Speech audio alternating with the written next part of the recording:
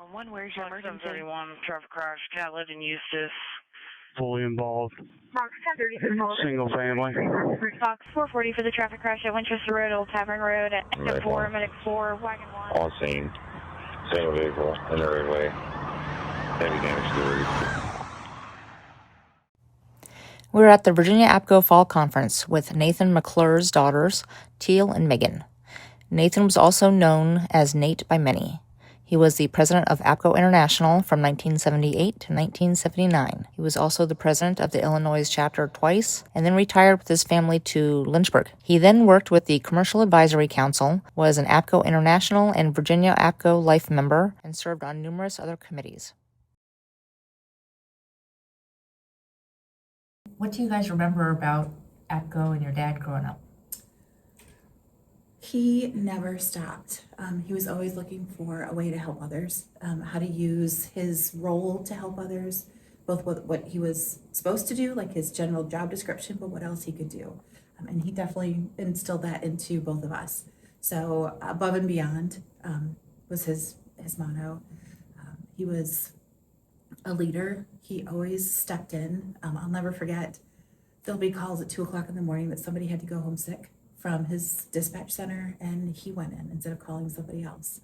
And then how he was able to embody or keep those traits going with his new role when we moved to Virginia, how he could do it outside of the realm of his dispatch center. And he came alive even more, which I didn't think was possible. Being able to go to other places, like towards the end of his career, he got to go to Saudi Arabia, and he was there for a few weeks.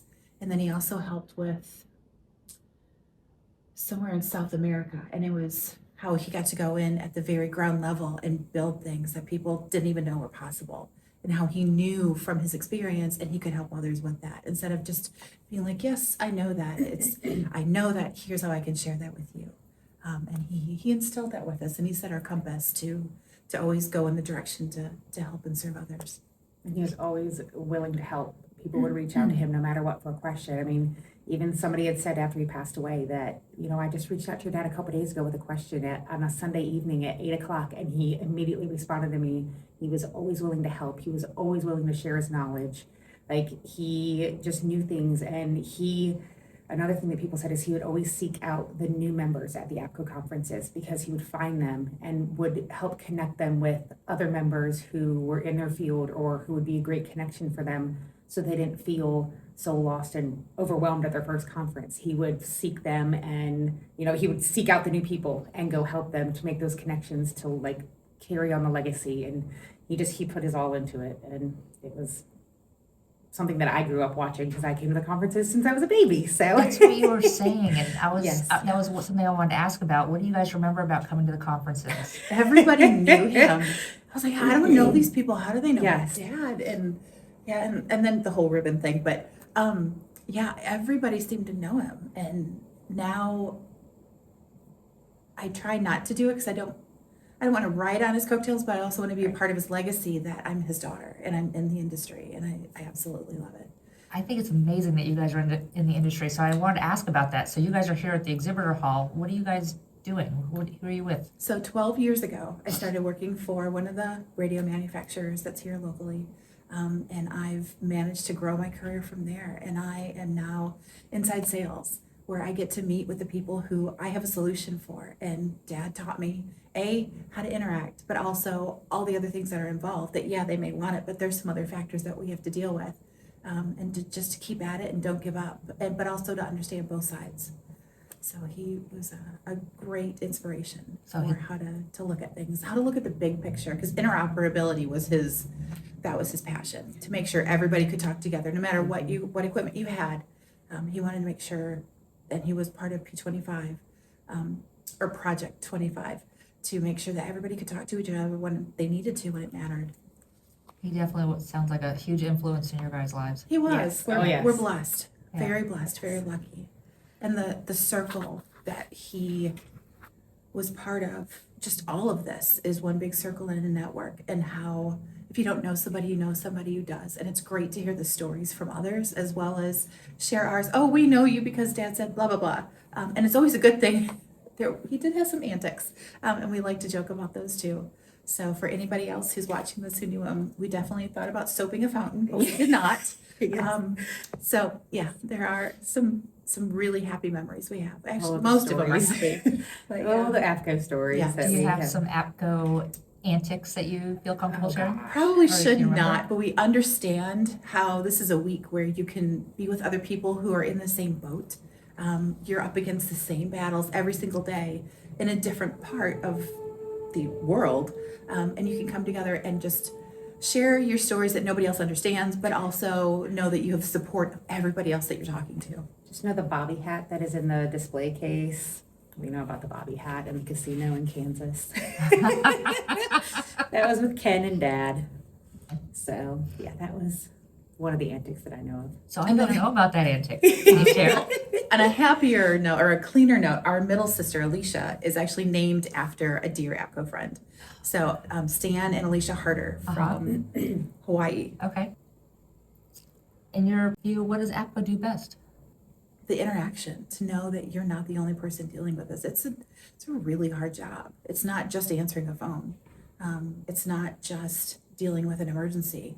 And it's how to decompress, but also recognizing that people need to decompress afterwards. That you don't just have a bad day and then you go home and it's okay. It's that other people have recognized and are working there to support everyone involved with being a first responder and supporting first responders.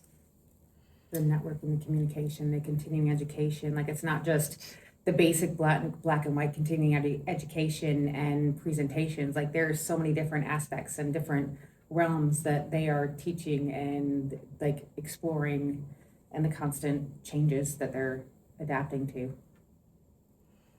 So some of the questions I've been asking some of the other professionals is, with Next Gen 911, as it continues to evolve, what do you think APCO should focus on to remain a leader in the emerging technologies?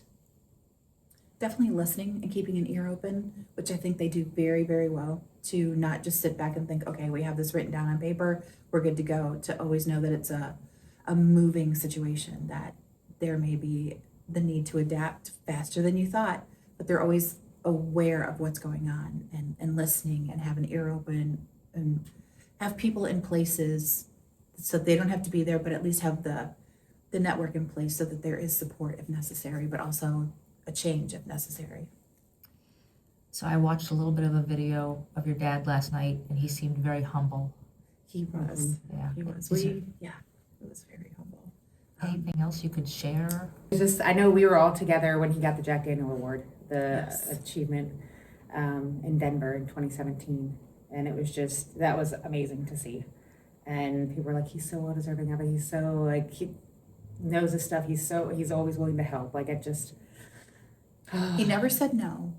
And if there was ever a spot that needed to be filled, like, he was sergeant at arms forever, which I didn't even know there was such a position, but he was always sergeant at arms because nobody else really wanted to do it, because they wanted to do the bright lights and the shiny stuff, but he knew that that was a need that needed to be filled, and he just did it for as long as it was needed. And that's what he did. He did whatever needed to be done, whether it was something that got his name on a plaque or something that made sure that something happened. He was there, and he made sure it got done. When he was working in the dispatch center field, did you guys get to go in and see dispatch Yes. and Oh, yes. responders? Take your daughter to work day. I went with them plenty of times. I sold Girl Scout cookies to all the dispatcher. Oh, Oh, Girl yes. Scout cookies. I was there all the time. So Yes. he first started in emergency management was in Northern Illinois, and he would take us every once in a while, and they had their own lockup, and he would lock us up, and jokingly, so anybody watching this going, oh God, he locked his own kids up. No, but he showed us everything. So we were never afraid of first responders or law enforcement. They were always known to be a trusted partner. Everybody involved with any kind of public safety was somebody that you thanked, because he showed us just how much there is. It's not just the 9 to 5 part of it, it's all the stuff afterwards, and preparing for it, and staying in the loop, and staying. Or if you set your own house on fire and you hear your address. Yeah. That would be Oh, me. that would be a fun That would story be to me. share. So, and you can edit this if you need to, but so yeah, baby Megan decided, I think you're 3. No, I was 22 months. Yeah, turned the knob on the stovetop on while my mom was getting ready to leave. They were just the only gym ones bag home. was on the stove. Yeah, and set the house on fire. But then because Dad taught us to dial 911 since, day one, she knew to call it, but she didn't hang the phone back up. So my mom had called, said, hey, there's smoke in the house. I need some assistance. She got the fire out. Megan decided she was going to assist also and took the phone off the hook, but then didn't put it back on. And so Dad hears his own address going out with the local fire department, who he also volunteered with because he didn't sleep. And he couldn't get a hold of his own wife. And this is And they couldn't find me because I went to go get the dog. 1987, where we didn't have cell phones and there was no way to get in touch with her other than landlines. And so that was definitely one that comes up quite often. So yeah, Megan burned the house down and Dad couldn't reach Mom. Then it was 15 minutes away. Yeah. So I grew up listening to the scanner, and I'd hear Dad on it occasionally when he'd go fill in. Yeah. Or, those canceled family vacations because he would have to go to work. Something would happen. So yeah, not only did he did it 9 to 5, but then he also volunteered with the local volunteer fire department every other Friday night. So that was a night nobody else wanted because there were way more fun things to do than help people who maybe didn't need to call that number, but they did, which is okay. We're there for everybody. But then I became a first responder, and I did that for almost 14 years as a volunteer, and I was really proud to continue that legacy for him. I still have my certification for almost 20 years. Good. I was going to ask, did you guys go into fire and rescue, EMS? So I volunteer with our local life-saving crew, Lynchburg Life-Saving Crew, 91 years old, and I'd love to swap stories with him, and he loved it too. I'd come home, and if it was a rough night, he'd help me decompress. But if it was something that was either just a forehead smacker or you're not going to believe this, it was so much fun to share that with him. And then I married a first responder, so they always, Sunday night dinners were not one that many other people could stomach, but they loved to tell all the We would stuff. always talk about the gory Yeah. details over dinner, and it didn't faze us. I love it. Thank you guys so much for sharing. It's Oh, been an no, honor. thank you for the Absolutely. opportunity.